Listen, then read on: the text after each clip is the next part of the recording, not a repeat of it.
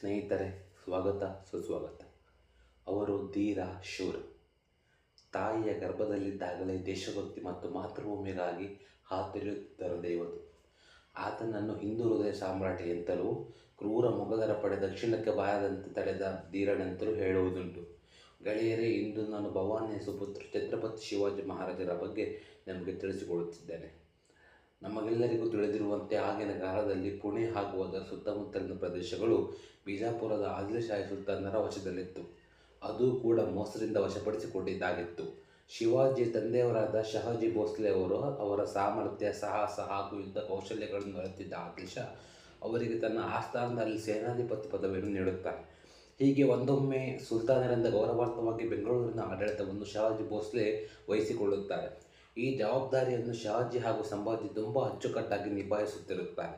ಇಂತಹ ಸಮಯದಲ್ಲಿ ಶಿವಾಜಿ ಹಾಗೂ ಜೀಜಾಬಾಯಿ ಇವರನ್ನು ಭೋಸ್ಲೆ ಬೆಂಗಳೂರಿಗೆ ಆಹ್ವಾನಿಸುತ್ತಾರೆ.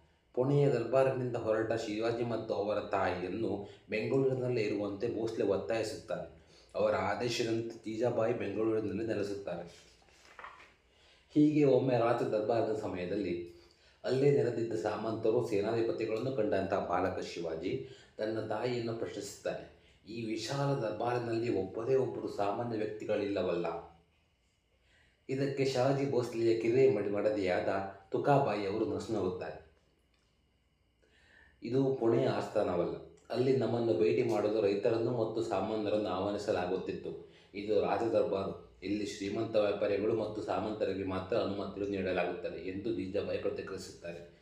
ಶಿವಾಜಿಯು ಬೆಂಗಳೂರಿನ ಕೋಟೆಯಲ್ಲಿ ಇರುವುದು ಜೀಜಾಬಾಯಿಗೆ ಸ್ವಲ್ಪ ಮಾತ್ರವೂ ಹಿಡಿಸುತ್ತಿರಲಿಲ್ಲ. ಯಾಕೆಂದರೆ ಬಾಲಕ ಶಿವಾಜಿ ಅನ್ಯ ಮಾರ್ಗಕ್ಕೆ ಬಿಟ್ಟರೆ ಎಂಬ ಭಯ ಅವರಿಗೆ ಎಂದಿಗೂ ಕಾಡುತ್ತಿತ್ತು.